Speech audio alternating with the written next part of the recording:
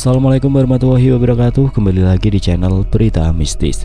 Untuk kisah kali ini ada sebuah cerita dari tulisannya author Senja. Dan untuk kisah yang akan saya bawakan kali ini, sebuah kisah yang berjudul Tali Pocong Perawan. Sebelum kita lanjut ke ceritanya, tekan dulu tombol like video ini dan jangan lupa tekan juga tombol subscribe channel ini. Nyalakan juga lonceng notifikasinya agar tidak ketinggalan cerita-cerita lainnya dari channel ini.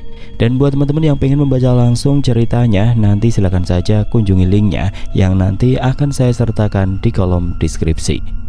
Dan seperti apa untuk kisah kali ini, langsung saja kita masuk ke ceritanya.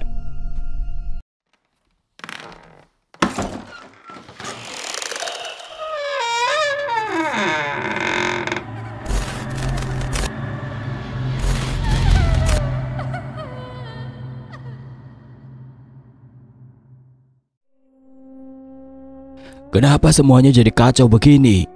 ucap Juragan Karto gusar dengan nada meninggi. Juragan Karto yang pada saat itu baru saja kembali setelah beberapa bulan berada di luar desa, langsung dikagetkan dengan hasil pabrik penggilingan padi yang ia bangun sudah hampir 2 tahun ini menurun secara drastis.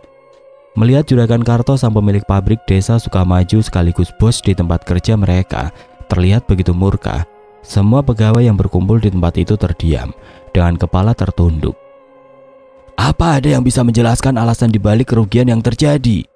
tanya Juragan Karto melihat satu persatu pegawainya dengan sorot mata memerah tajam.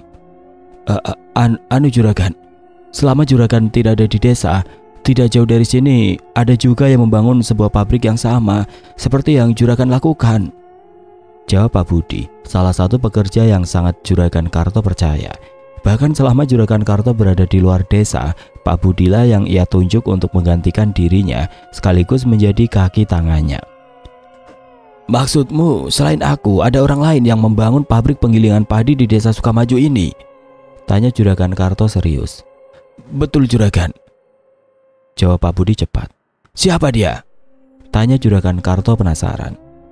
"Pak Yanto Juragan," jawab Pak Budi dengan perasaan takut. Pak Budi sangat tahu betul bagaimana bencinya Juragan Karto kepada kepala desa yang sudah 1 tahun ini menjabat di desa mereka.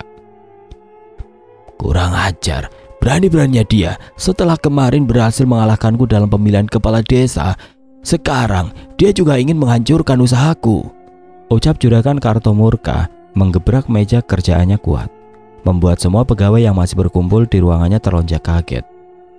"Bawa aku ke sana. Aku ingin melihat bagaimana cara kepala desa itu menghancurkan usahaku," ucap Juragan Karto dengan pandangan lurus ke depan. "Baik Juragan," jawab Pak Budi patuh. Kini terlihat dari balik mobil berwarna hitam yang Juragan Karto naiki, bagaimana ramainya para petani membawa hasil panen mereka ke tempat pabrik penggilingan padi sang kepala desa. Sesuai dengan namanya, Desa Sukamaju. Walaupun masih tergolong desa, desa tersebut sudah terbilang cukup maju. Bahkan jalanan di desa tersebut tidak hanya bisa dilalui kendaraan beroda 2, tapi juga kendaraan beroda 4. Dari dalam mobil mewahnya, Juragan Karto terus saja memperhatikan usaha Pak Yanto dari kejauhan. Terlihat jelas dari sepasang mata Juragan Karto bagaimana semringahnya wajah sang kepala desa yang usianya terbilang masih cukup muda darinya. Baru beberapa bulan menikah, dikaruniai calon buah hati yang masih berada di dalam kandungan dan sangat dipercaya penduduk desa akan kejujurannya, membuat amarah dan kebencian yang Juragan Karto rasakan terhadap sang kepala desa semakin memuncak. Tanpa sadar, Juragan Karto memukul kaca mobilnya hingga hancur berkeping-keping. Pecahan dari kaca mobil itu juga menancap di tangan Juragan Karto dengan darah segar merembes keluar dari luka-luka yang ada di tangannya. Pak Budi yang berada di kursi paling depan bertugas menjadi sopir, mendengar suara pukulan bercampur suara pecahan kaca, sontak saja langsung menoleh ke belakang, melihat ke arah Juragan Karto. Usai melihat ke arah Juragan Karto, Pak Budi hanya bisa terdiam, tidak tahu harus berbuat apa. Pak Budi takut jika ia mengeluarkan suaranya akan membuat laki-laki yang duduk di belakangnya semakin murka. "Bawa aku pulang," titah Juragan Karto cepat dengan dada naik turun.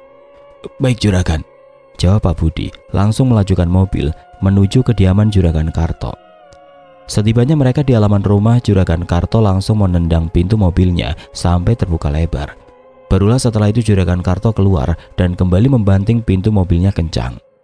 Lagi-lagi Pak Budi hanya bisa terdiam, menundukkan kepalanya. Pak Budi sangat tahu bagaimana kerasnya watak Juragan Karto. Mengingat bukan hanya sehari dua hari ia bekerja di sini, melainkan sudah bertahun-tahun lamanya. Ya Allah ya, tangan ayah kenapa? Tanya sang istri khawatir, melihat tangan sang suami masih mengeluarkan darah segar dengan serpihan kaca masih menancap di tangannya. Juragan Karto hanya terdiam, tanpa menghiraukan pertanyaan Lastri sama sekali. Laki-laki itu malah masuk ke dalam kamar, melempar dan menghancurkan semua benda yang ada di dalam kamarnya, guna melampiaskan semua amarah yang ia rasakan. Ada apa ini, Pak? Tanya Lastri khawatir, bercampur kebingungan kepada Pak Budi melihat sang suami bertingkah seperti itu. Itu Bu, tadi ada masalah di pabrik, jawab Pak Budi cepat. Mendengar hal itu Lastri hanya menarik nafasnya dalam. Bukan cuma Pak Budi, Lastri juga sangat tahu sikap suaminya. Di saat seperti ini ia tidak akan mengganggu Juragan Karto sampai laki-laki itu kembali tenang. Setelah beberapa hari usai kejadian kemarin, Juragan Karto tidak banyak berbicara. Sering menghabiskan waktunya dengan cara duduk menyendiri, menghisap rokoknya dengan secangkir kopi hitam yang sudah disediakan sang istri untuknya. Juragan, panggil Pak Budi, memberanikan dirinya mengajak Juragan Karto berbicara. Ada apa? Tanya Juragan Karto cepat. Sejenak menghentikan aktivitasnya, melihat ke arah Pak Budi dengan wajah datar. Apa Juragan masih begitu dendam kepada Pak Yanto? Jawab Pak Budi kembali bertanya. Apa alasanmu bertanya seperti itu? Jika ada yang ingin kau katakan, katakan saja. Jawab Juragan Karto mengalihkan pandangannya dari Pak Budi, kembali menghisap rokoknya. Tidak apa-apa Juragan. Jika Juragan masih begitu dendam kepada Pak Yanto, aku punya kenalan yang bisa membantu Juragan untuk membalaskan dendam, sekaligus kembali memajukan pabrik penggilingan padi yang Juragan bangun, ucap Pak Budi dengan perasaan was-was. Pak Budi takut jika laki-laki di hadapannya tidak terima dengan ucapannya barusan. Benarkah? Siapa dia? Tanya Juragan Karto, langsung memadamkan rokoknya, kembali menoleh ke arah Pak Budi cepat. Namanya Mbak Karso. Beliau tinggal di dalam hutan, di dekat pegunungan, tidak jauh dari desa ini. Beliau seorang dukun sakti terkenal yang sering membantu pengusaha besar agar usahanya semakin sukses. Selain itu Mbak Karso juga bisa membantu Juragan untuk membalaskan dendam kepada Pak Yanto, ucap Pak Budi sedikit berbisik setelah celingukan ke sana kemari, memastikan jika tidak ada siapapun di tempat itu selain mereka berdua. Benarkah bahwa aku menemuinya malam ini? Tita Juragan Karto tersenyum miring. Baik Juragan, jawab Pak Budi, lalu berlalu menyiapkan barang-barang yang akan mereka butuhkan untuk pergi ke hutan malam ini. Waktu terus berlalu, malam yang ditunggu-tunggu kini telah tiba. Sesuai dengan kesepakatan, Pak Budi langsung melajukan mobil, membawa Juragan Karto menemui Mbak Karso malam ini. Sesampainya mereka di sebuah jalan kecil di dekat sebuah hutan, di tempat kediaman Mbak Karso, Pak Budi langsung menepikan mobil, mengajak Juragan Karto memasuki ke dalam hutan. Usai menempuh perjalanan yang panjang dari jarak yang lumayan jauh, terlihatlah di sepasang mata kedua laki-laki itu ada sebuah gubuk kecil berdindingkan ayaman bambu yang sudah mulai lapuk di dekat tepi sungai di dalam hutan. Meski jarak Juragan Karto dan Pak Budi masih terbilang cukup jauh, aroma bakaran kemenyan dan aroma anyir darah berpadu dengan aroma bunga tujuh rupa sudah mulai tercium menyengat, memenuhi indera penciuman mereka kala kedua laki-laki itu terus bergerak melangkah mendekati gubuk kecil yang terlihat seperti tidak berpenghuni itu. Semakin mereka bergerak mendekat, gubuk kecil itu terlihat begitu menyeramkan dan kotor. Banyak sekali debu, sarang laba-laba dengan dedaunan kering berterbangan, berserakan di mana-mana. Seakan gubuk kecil itu tidak pernah dibersihkan selama bertahun-tahun lamanya. Belum sempat Juragan Karto dan Pak Budi memasuki kediaman Mbak Karso, mereka langsung disambut dengan hadirnya seekor burung gagak yang terbang dan hinggap di depan teras gubuk Mbak Karso. Seolah burung gagak itu menyambut kedatangan kedua laki-laki itu.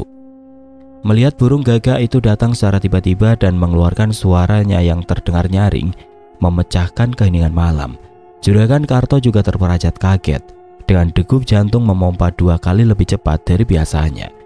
Sementara Pak Budi bersikap biasa-biasa saja, tidak merasa aneh ataupun merasa kaget dengan kehadiran burung gagak itu secara tiba-tiba. Justru sebaliknya, Pak Budi malah tersenyum tipis karena dengan hadirnya burung gagak itu menjadi satu pertanda jika kehadiran mereka di tempat itu diterima dengan baik oleh sang pemilik rumah. Krak. Benar saja, tidak lama pintu tua dari kediaman Mbak Karso terbuka dengan sendirinya, lalu disusul dengan suara seorang laki-laki. "Masuklah," titah seseorang dari dalam dengan tegas. Mendengar hal itu, kedua laki-laki itu langsung melangkahkan kaki mereka memasuki kediaman Mbak Karso yang terlihat begitu gelap, tanpa ada pencahayaan apapun di dalamnya. "Duduklah," titah seorang laki-laki itu yang tidak lain dan tidak bukan adalah Mbak Karso. Lagi dan lagi kedua laki-laki itu hanya bisa patuh. Mereka langsung duduk bersila di atas lantai papan kayu yang menjadi bahan dasar dari kediaman Mbak Karso. Usai mereka duduk bersila, tiba-tiba wadah bara api yang biasa digunakan Mbak Karso untuk melakukan ritual membakar kemenyan yang ada di hadapannya, sekaligus beberapa obor yang ada di teras dan di halaman kediaman Mbak Karso menyala dengan sendirinya, memperlihatkan seorang laki-laki tua berperawakan tinggi, bertubuh kurus, berpakaian serba hitam, lengkap dengan jenggot panjang yang sudah memutih di dagunya, duduk bersila berhadapan dengan Juragan Karto dan Pak Budi. "Apa tujuan kau datang kemari untuk membalaskan dendam kepada laki-laki yang sudah berhasil mengalahkanmu dalam pemilihan kepala desa tempo lalu?" tanya Mbak Karso dengan sorot mata tajam. Bagaimana bisa?" jawab Juragan Karto terhenti dengan raut wajah keheranan. Belum sempat ia menyelesaikan ucapannya, Mbak Karso sudah terlebih dahulu memotong pembicaraannya. "Mengetahuinya, kau tidak perlu memikirkan hal itu. Sekarang katakan saja apa yang kau inginkan, kehancuran atau kematian sang kepala desa?" sambung Mbak Karso serius. "Aku ingin keduanya, tapi aku tidak ingin ada siapapun yang curiga dengan kejadian buruk yang menimpa dirinya dan keluarga kecilnya. Buat apapun yang terjadi itu murni, seolah tidak ada sangkut pautnya dengan ilmu sihir," jawab Juragan Karto menggebu-gebu, penuh penekanan di setiap ucapannya. "Baiklah, jika itu keinginanmu, itu sangat mudah bagiku, asal kau bisa memberikan bayaran yang mahal untukku," ucap Mbak Karso enteng. "Berapapun yang Mbak Karso minta akan aku berikan, asal Yanto bersama istri dan anaknya yang belum lahir lenyap dari muka bumi ini," jawab Juragan Karto, setuju dengan persyaratan yang Mbak Karso berikan. Setelah melakukan kesepakatan, Juragan Karto dan Pak Budi langsung meninggalkan kediaman Mbak Karso, keluar dari hutan, lalu kembali ke rumah. Sepanjang perjalanan, Juragan Karto terlihat begitu sumringah. Rasanya Juragan Karto benar-benar tidak sabar menunggu dan melihat apa yang terjadi dengan sang kepala desa besok. Kini malam telah berganti pagi. Semua orang kembali melakukan aktivitasnya, tidak terkecuali Pak Yanto. Pagi-pagi sekali dengan terburu-buru, laki-laki bergelar kepala desa itu mendatangi pabrik penggilingan padi yang ia bangun selama beberapa bulan ini.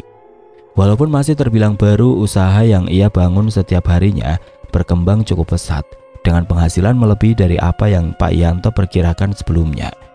Namun di balik keberhasilan usaha yang ia bangun, hari ini Pak Yanto harus menelan pil pahit, mengingat usaha yang ia bangun harus mengalami kerugian yang sangat besar akibat kebakaran yang terjadi secara tiba-tiba.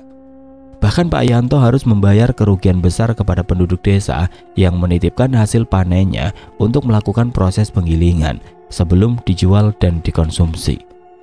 Bukan cuma itu saja, usai kejadian kebakaran itu, usaha penggilingan padi yang Pak Yanto bangun setiap harinya juga menurun secara drastis, menyebabkan Pak Yanto mengalami kebangkrutan dan harus menanggung hutang yang cukup besar, hingga membuat laki-laki itu mulai kehilangan akal sehatnya. Pak Yanto jadi lebih sering melamun, mengurung diri di dalam kamar. Laki-laki yang tidak hanya dikenal dengan kejujurannya, tapi juga dengan sikap lemah lembutnya, sekarang berubah menjadi temperamental. Pak Yanto yang dulunya tidak pernah bersikap kasar kepada sang istri tercinta, kini kerap kali bermain tangan hanya untuk masalah sepele. Sampai akhirnya kejadian naas itu pun terjadi. Tepat di malam Jumat, di saat malam sudah larut, pada saat penduduk desa sudah terlelap, terdengar suara burung gagak yang hinggap di atas atap kediaman Pak Yanto. Bersuara sebanyak 3 kali, lalu kembali terbang menghilang ditelan kegelapan malam. Pak Yanto yang pada saat itu sudah tertidur lelap, mendadak kembali terbangun dengan sepasang mata merah tajam. Setelah mendengar suara rintihan sang istri yang sedang hamil tua, sudah mulai mengalami kontraksi sembari memegangi perut besarnya.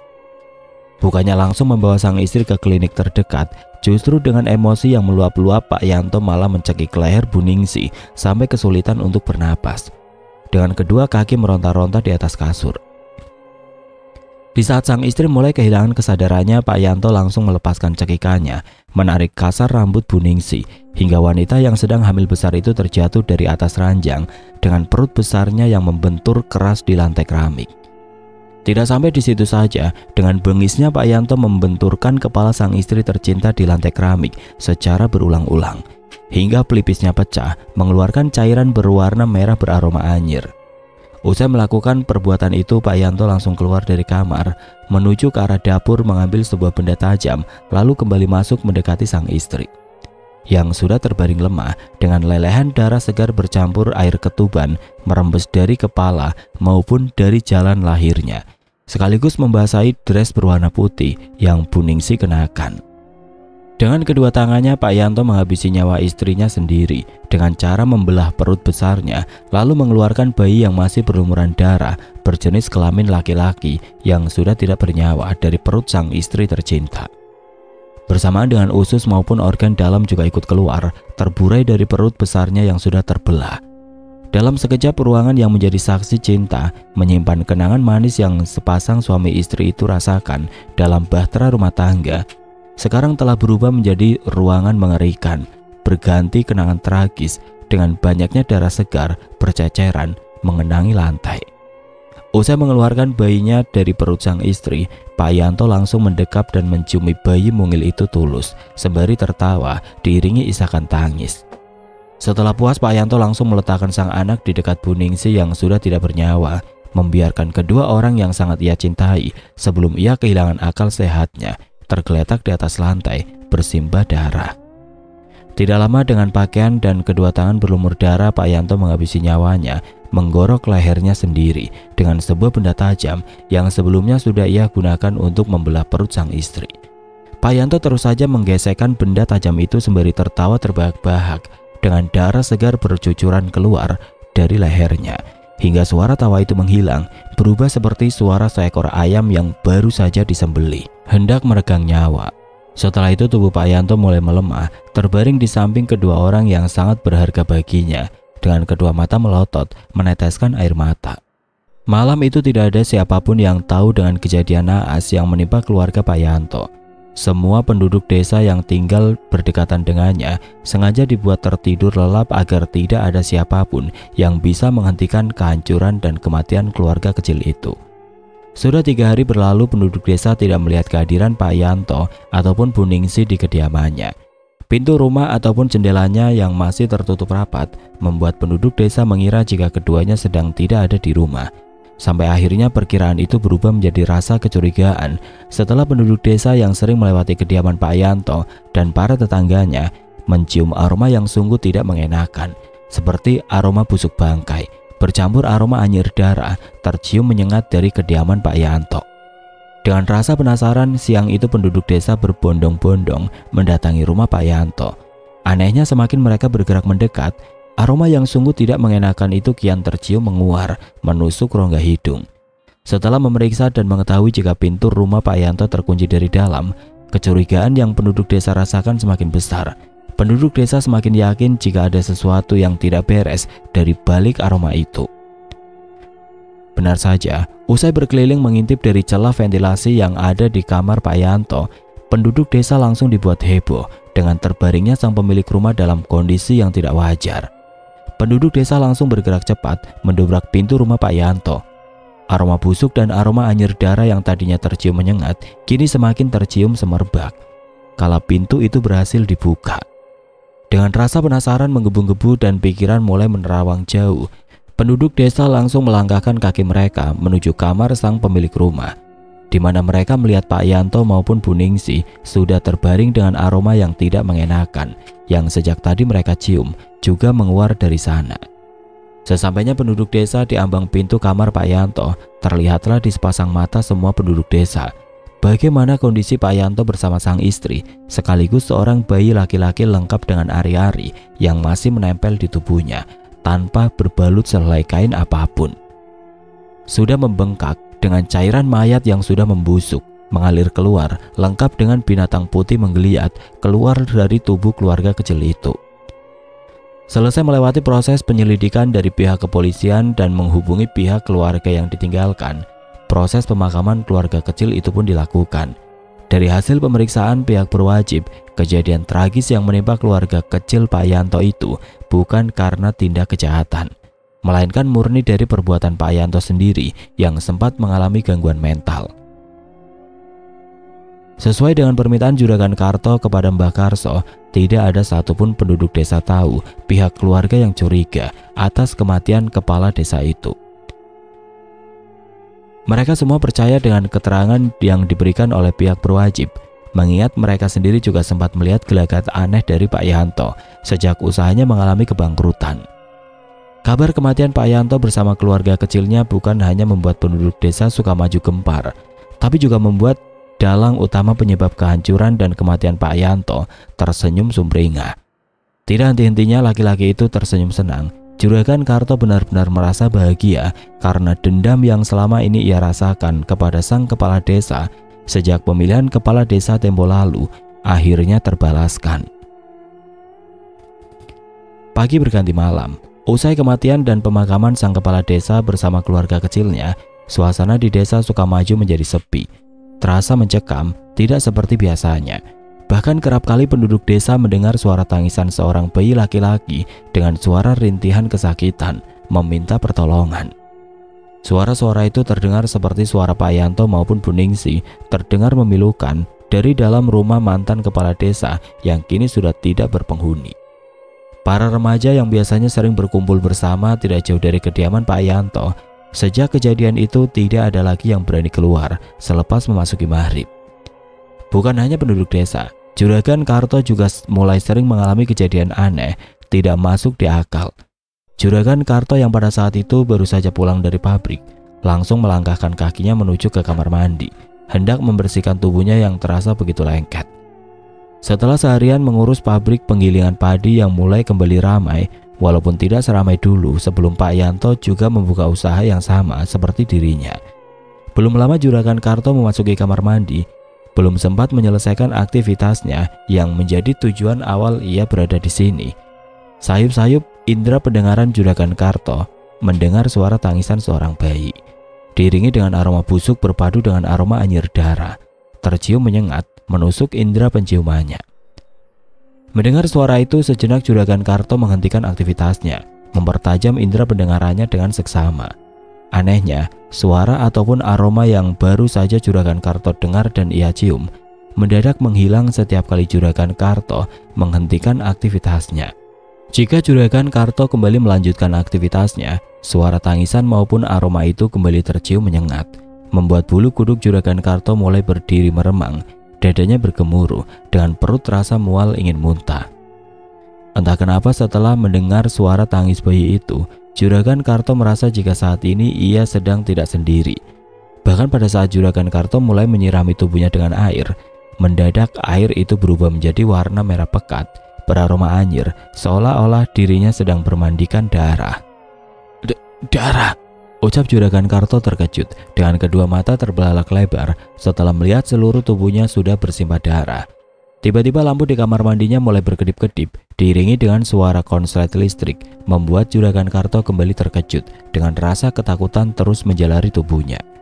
Tidak cukup sampai di situ, dari kaca kamar mandi yang berukuran lumayan besar yang berada di depan Juragan Karto, muncul sesosok kepala seorang laki-laki dengan wujud begitu mengerikan.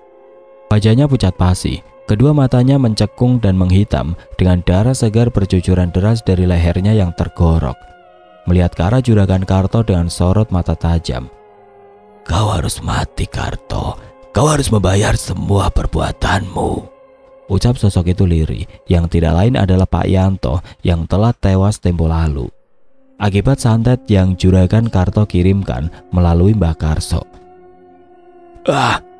teriak Pak Yanto kencang, membalikan tubuhnya, meraih gagang pintu, berusaha melarikan diri tanpa busana dengan tubuh masih berlumuran darah. Belum sempat Juragan Karto berhasil melarikan diri, pintu kamar mandi yang sebelumnya tidak ia kunci mendadak tidak bisa terbuka sama sekali, membuat Juragan Karto semakin kalang kabut. Dengan sekuat tenaga Juragan Karto mendorong, menggedor pintu kamar mandinya dengan kencang sembari berteriak memanggil sang istri agar Bulastri yang sejak tadi berbaring di ranjang tidur mereka mendengar suaranya. Anehnya tidak ada pergerakan apapun dari Bulastri.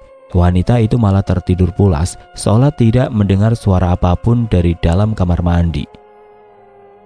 Sementara Juragan Karto terus saja mendobrak pintu itu. Tidak lama lampu di dalam kamar mandi itu terpadam dengan sendirinya, membuat suasana menjadi hening, gelap gulita. Yang terdengar hanyalah suara hembusan nafas Juragan Karto, dadanya naik turun dengan cepat, terdengar bergemuruh, mendominasi di dalam kamar mandi itu. Dengan rasa was-was, Juragan Karto membalikkan tubuhnya, mengedarkan pandangannya dengan bulir-bulir keringat dingin mengalir dari pelipisnya, seolah memastikan apakah sosok sang kepala desa yang menghantui dirinya masih ada di dalam kamar mandi itu.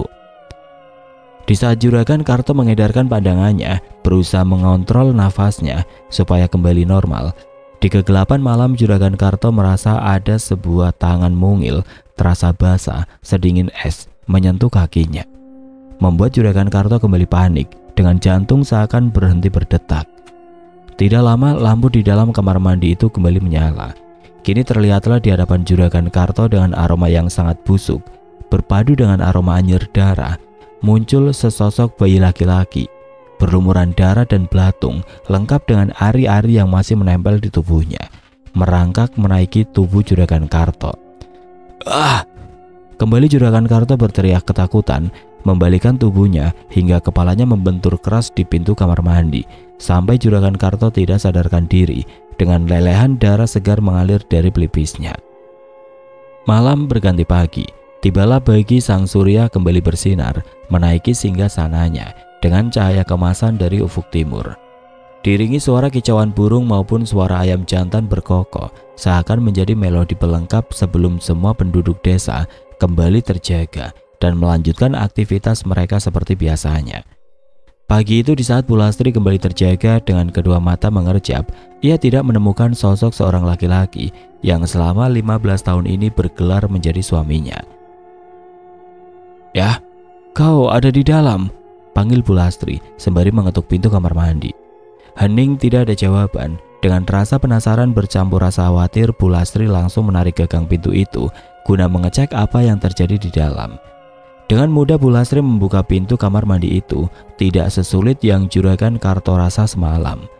Setelah pintu terbuka, terlihatlah di sepasang mata Bulastri bagaimana sang suami tercinta sekaligus menjadi ayah dari anak perempuannya yang berusia 13 tahun terbaring tidak sadarkan diri, tanpa busana, dengan lelehan darah segar masih mengalir dari keningnya. "Astagfirullahaladzim, ya bangun ya, ayah kenapa?" panggil Bulastri panik, menepuk-nepuk pipi sang suami lembut. Pergi, jangan bunuh aku!" teriak Juragan Karto ketakutan setelah kedua matanya terbuka, kembali sadarkan diri. "Ayah kenapa? Sadar ya, ini ibu!" ucap Bulastri membelai wajah sang suami lembut, berusaha menenangkan. Mendengar suara dan sentuhan lembut dari wanita yang sangat ia kenal, barulah Juragan Karto menarik nafas lega. "Ayah kenapa? Apa yang terjadi sampai kepala ayah bisa terluka seperti ini?" tanya Bulastri khawatir, berusaha memastikan apa yang sudah terjadi semalam. "Tidak ada apa-apa, keluarlah, aku ingin mandi," ucap Juragan Karto datar. "Baiklah," jawab Bulastri patuh, menarik nafasnya dalam lalu keluar dari dalam kamar mandi. Usai kejadian itu, setiap malam Juragan Karto tidak bisa tidur dengan nyenyak. Kerap kali Juragan Karto bermimpi buruk, dihantui, dicekik oleh Pak Yanto maupun keluarga kecilnya. Sampai Juragan Karto tidak bisa bernapas dan keesokan harinya selalu saja ada tanda lebam kebiruan di lehernya dengan bekas 5 jari melekat di lehernya. Seakan mimpi yang Juragan Karto alami itu nyata adanya. Bahkan hampir saja Juragan Karto kehilangan nyawanya karena teror-teror yang terus saja ia terima dari sosok Pak Yanto maupun istri dan anaknya, membuat kehidupan Juragan Karto tidak tenang. Bahkan untuk memejamkan matanya saja, Juragan Karto tidak berani, hingga memutuskan untuk kembali mengajak Pak Budi menemui Mbah Karso di kediamannya di dalam hutan. "Bagaimana ini, Mbah? Aku tidak ingin terus-menerus diteror seperti ini. Aku ingin hidup tenang," ucap Juragan Karto frustasi setelah menceritakan semuanya setibanya mereka di kediaman Mbah Karso. Tenanglah, kau tidak perlu khawatir, kau bisa mengatasi semuanya, ucap Mbah Karso santai. Aku siap membayar berapapun biayanya, asal setan sialan itu tidak lagi menggangguku, ucap Juragan Karto dengan sorot mata yang tajam. Itu sangat mudah bagiku, apa cuma itu saja yang kau inginkan? Jawab Mbah Karso kembali bertanya sembari mengelus-ngelus jenggotnya. Aku ingin usahaku sukses, Mbah. Aku ingin dikenal sebagai orang yang paling terkaya di desa Sukamaju maupun di desa-desa tetangga. Tentunya aku ingin semua orang menghormatiku dan tunduk kepadaku, ucap Juragan Karto serius. Apa kau sanggup dengan persyaratan yang akan aku berikan? Tanya Mbah Karso. Apapun syaratnya akan aku lakukan, asal tidak ada nyawa yang harus ditumbalkan. Apa bisa, Mbah? Tanya Juragan Karto. Bisa, cuma syarat dan resikonya sangat berat. Apa kau sanggup? Jawab Mbah Karso kembali bertanya. Aku sanggup, Mbah. Kau yakin ingin melakukannya? Karena jika kau sudah melakukannya, kehidupanmu akan benar-benar berubah. Dan sekali saja kau gagal, kehidupanmu yang akan menjadi taruhannya, ucap Mbah Karso lagi kembali bertanya. Aku siap melakukan apapun syaratnya dan menanggung semua risikonya, Mbah, asal keinginanku terwujud, jawab Juragan Karto kekeh, semakin yakin dengan keputusannya. Baiklah, 3 hari lagi akan terjadi malam Jumat Kliwon. Sebelum malam itu tiba, kau harus bisa menemukan mayat seorang gadis perawan yang baru saja dimakamkan, ucap Mbah Karso mulai menjelaskan persyaratan yang harus Juragan Karto lakukan. Mayat gadis perawan, Mbah? Tanya Juragan Karto terkejut, gelagapan, dengan kedua mata terbelalak lebar, seolah ia tidak mendengar dengan jelas atas apa yang baru saja Mbah Karso ucapkan. Ya, setelah menemukan kau harus menggali makamnya, menyetubuhinya, memakan jantungnya dan mengambil tali pocongnya. Apa kau sanggup? Ucap Mbah Karso penuh penekanan di setiap kalimatnya, menatap sepasang mata laki-laki di hadapannya lekat. Juragan Karto langsung menelan salivanya kasar setelah mendengar persyaratan yang Mbah Karso berikan. Sejenak Juragan Karto terdiam, termenung, entah kenapa ada sedikit rasa keraguan yang muncul di dalam benaknya. Juragan Karto tidak pernah menyangka jika persyaratan benar-benar seberat itu dan akan berhubungan dengan orang yang sudah mati. Jika dipikir-pikir, jangankan untuk melakukannya, membayangkan saja Juragan Karto sudah bergidik ngeri. Apa kau sanggup? Kembali Mbah Karso mengulangi pertanyaannya. Sanggup, Mbah, jawab Juragan Karto cepat. Awalnya Juragan Karto memang merasa ragu apakah ia bisa melakukan semua itu, namun demi mewujudkan keinginannya dan tidak perlu menumbalkan nyawa banyak orang ataupun membahayakan keluarganya, Juragan Karto siap melakukannya. Bagus. Di setiap malam Jumat Kliwon kau harus menemukan mayat seorang gadis perawan dan melakukan ritual yang sama seperti apa yang baru saja aku jelaskan. Dan satu lagi yang perlu kau ingat, di saat proses penggalian sampai melakukan ritual, tidak ada yang boleh membantumu. Kau sendiri yang harus melakukannya, ucap Mbah Karso kembali menjelaskan. Baik, Mbah, aku akan melakukannya sesuai dengan apa yang Mbah Karso perintahkan, jawab Juragan Karto yakin.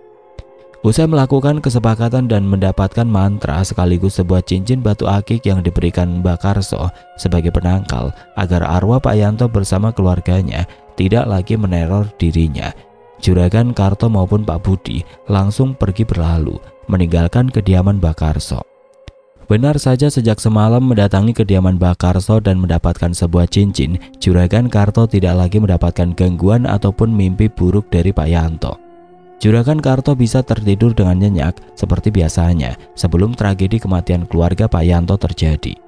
Namun di balik itu Juragan Karto mulai merasa cemas, mengingat tinggal 2 hari lagi baginya untuk menemukan syarat utama yang Mbah Karto berikan kepadanya.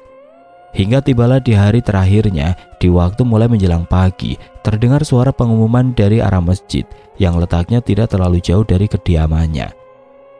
Mengumumkan kabar duka akan kematian Asri, seorang gadis muda berwajah cantik, tentunya masih perawan, berusia 17 tahun, sesuai dengan kriteria yang Mbah Karso berikan kepadanya. Gadis muda itu mengembuskan nafas terakhirnya akibat demam tinggi yang ia derita selama beberapa hari ini yang tidak kunjung turun. Juragan Karto yang tadinya merasa kebingungan karena tidak kunjung mendapatkan sesuatu yang ia butuhkan untuk melakukan ritualnya, langsung tersenyum sumringah setelah mendengar kabar duka itu. Meski ada perasaan takut yang muncul dari dalam dirinya, dengan cepat Juragan Karto menepis rasa takut itu dengan bayang-bayang terwujudnya akan keinginannya selama ini. Juragan Karto langsung mengutus kaki tangannya, yaitu Pak Budi, orang yang sangat ia percaya, untuk datang ke acara pemakaman Asri guna mengetahui di mana gadis muda itu akan dimakamkan. Setelah mendapat perintah dari atasannya, Pak Budi langsung mendatangi kediaman Asri seolah ikut berbelasungkawa atas meninggalnya gadis muda itu. Bukan cuma itu saja, Pak Budi juga ikut membantu menyiapkan apa saja yang akan dibutuhkan untuk melakukan proses pemakaman, supaya tidak ada siapapun yang curiga dengan kehadirannya di tempat itu. Di hari itu juga gadis bernama Asri itu dikebumikan di pemakaman yang letaknya berada di ujung desa di dekat rimbunan pohon bambu. Mengetahui hal itu, Juragan Karto semakin tersenyum sumringah. Dengan melakukan pemakaman Asri di sana, itu akan membuat tugasnya terasa semakin mudah. Waktu terus berlalu. Kini malam yang ditunggu-tunggu telah tiba. Demi melancarkan aksinya agar sang istri tidak menaruh curiga kepadanya, Juragan Karto memilih untuk tidak pulang ke rumah dengan alasan banyaknya pekerjaan yang harus ia selesaikan di pabrik. Di saat malam mulai larut, di saat semua orang sudah tertidur lelap dengan segala persiapan yang ada, Juragan Karto maupun Pak Budi langsung bergerak meluncur ke pemakaman di tempat Asri dikuburkan. Sesampainya kedua laki-laki itu di tempat pemakaman, keduanya langsung bergerak melaksanakan tugasnya masing-masing. Pada saat Juragan Karto tiba dan memasuki pemakaman, laki-laki itu langsung disambut dengan semilir angin yang berembus kencang menerpa wajahnya, bersamaan dengan suara burung hantu yang bertengger di rimbunan pohon bambu yang tumbuh lebat di pemakaman itu, membuat bulu kuduk Juragan Karto mendadak berdiri meremang dengan jantung berdetak kencang. Usai mengontrol rasa takutnya dan sesuai dengan ucapan Mbah Karso, dengan kedua tangannya sendiri Juragan Karto mulai menggali lubang kubur Asri hingga papan yang berjejer rapi menutupi mayat Asri terlihat. Dengan semangat membara sembari membayangkan semua mimpi-mimpinya akan terwujud, Juragan Karto langsung mencabut barisan papan itu satu persatu sampai tidak ada lagi penghalang yang menutupi mayat gadis muda itu. Lagi dan lagi dengan kedua tangannya sendiri Juragan Karto membalikan mayat Asri yang tadinya menghadap ke arah kiblat kini menjadi berbaring terlentang. Meski ada perasaan takut yang kembali muncul pada saat pertama kali melihat wajah pucat Asri, dengan aroma kapur barus tercium menguar dalam lubang kubur itu, kembali Juragan Karto menepis rasa takutnya.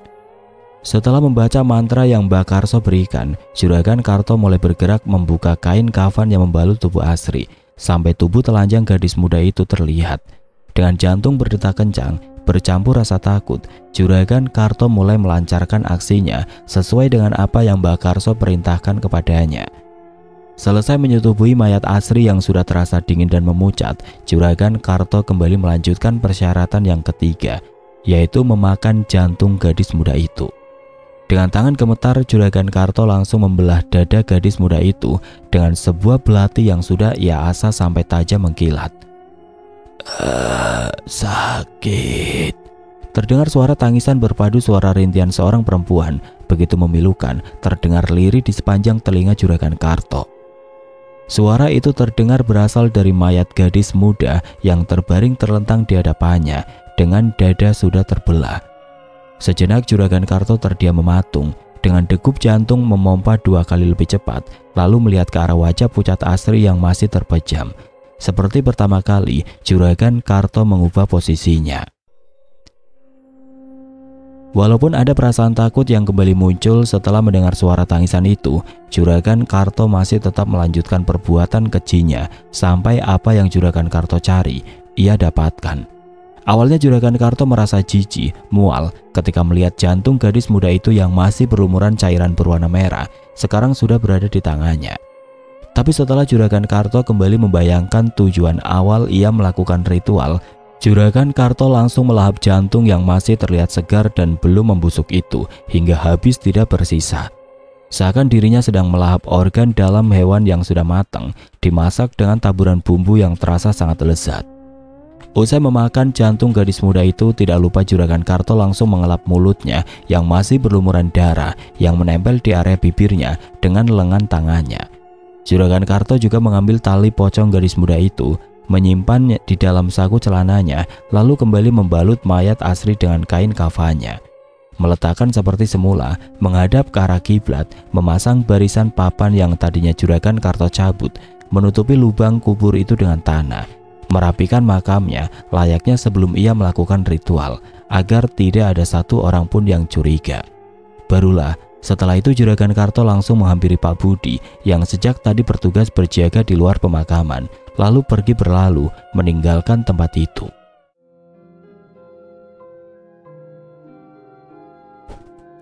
Oke teman-teman, sampai di sini dulu ceritanya. Nantikan kelanjutan kisah ini di video berikutnya. Agar tidak ketinggalan, klik tombol subscribe channel ini dan nyalakan lonceng notifikasinya.